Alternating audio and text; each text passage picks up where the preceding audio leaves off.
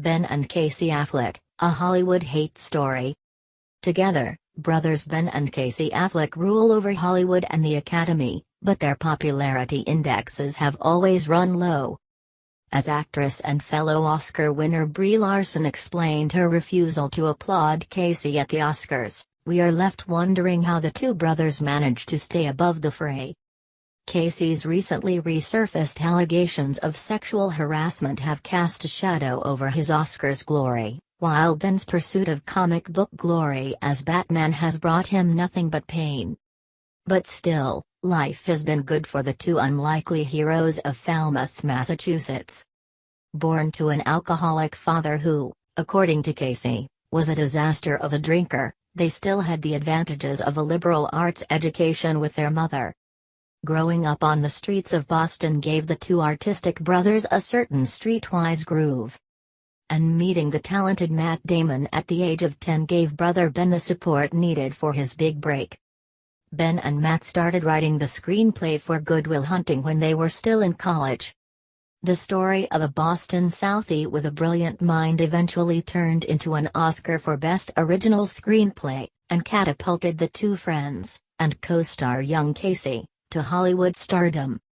But, while Damon was praised and awarded for his performance, Ben was always the underdog. Mocked for his nice guy face and blunt roles, Ben's popularity dropped to all-time lows when wife Jennifer Garner confirmed his affair with a former nanny. After that, came the inglorious job of taking over from Christian Bale as the Batman.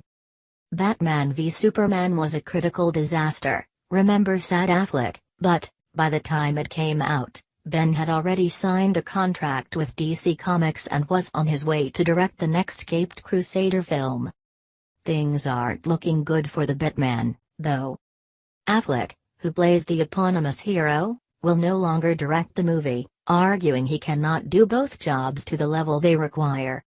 The movie has had such bad press that even his future co-star Joe Manganiello has come to his defense, calling the media a bunch of drama queens. This comes on top of his gangster noir drama, box office flop Live by Night, which earned just over $21 million worldwide. But what is surprising about Affleck is that, despite the bad press, he still managed to write, direct and star in Oscar-winning movies. The same applies to his younger brother. Casey had his big break in 1995, cast alongside Joaquin Phoenix in Gus Van Sant's To Die For. After that, there was Good Will Hunting and his career hit a slump.